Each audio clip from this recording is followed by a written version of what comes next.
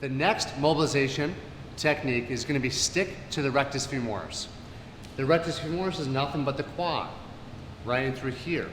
You want to take your stick. If you don't have a stick, use a rolling pin. If you don't have a rolling pin, use a lacrosse ball. If you don't have a lacrosse ball, use a foam roll. From here, you want to massage the quadricep out. You want to find tender spots. You want to move to different quadrants of the quadricep. So if you can imagine, we break the quadricep up into 3 positions. 1, 2, 3. Those are the 3 key areas you want to massage. And you'll notice that some spots are more sensitive than the other. Once you find the spot, spend a little time on there. Between 20 and 30 seconds massaging that one spot out. And again, as always, if you have pain following this exercise, not while performing, following this exercise, please speak to your physical therapist.